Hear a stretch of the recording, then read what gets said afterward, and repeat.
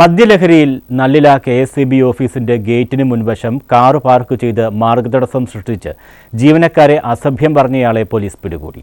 നെടുമ്പന കളക്കൽ ഭാഗത്ത് സിൻഷാഭവൻ ദേവരാജനാണ് പോലീസിന്റെ പിടിയിലായത്. മദ്യലഹരിയിൽ നല്ലില കെ.എസ്.ഇ.ബി. ഓഫീസിന്റെ ഗേറ്റിന് മുൻവശം കാർ പാർക്ക് ചെയ്ത് മാർഗതടസ്സം സൃഷ്ടിച്ച് ജീവനക്കാരെ അസഭ്യം പറഞ്ഞ നെടുമ്പന കണ്ണനെല്ലൂർ കളക്കൽ ഭാഗത്ത് സിൻഷാഭവൻ വീട്ടിൽ ദേവരാജനാണ് പോലീസിന്റെ പിടിയിലായത്. കഴിഞ്ഞ ദിവസം വൈകിട്ട് 4 മണിക്കാണ് മദ്യലഹരിയിൽ നല്ലില കെ.എസ്.ഇ.ബി. ഓഫീസിന്റെ ഗേറ്റിന് മുൻവശം കാർ പാർക്ക് ചെയ്ത് മാർഗതടസ്സമുണ്ടാക്കിയത്.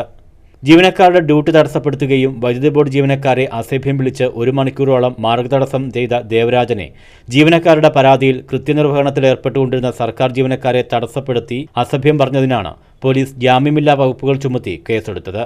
ഇയാളെ വീട്ടിൽ നിന്നുമാണ് പിടികൂടിയത്. കൊട്ടാരക്കര കോടതിയിൽ ഹാജരാക്കിയ പ്രതിയെ റിമാൻഡ് ചെയ്തു. ന്യൂസ് ബ്യൂറോ, കൊല്ലം.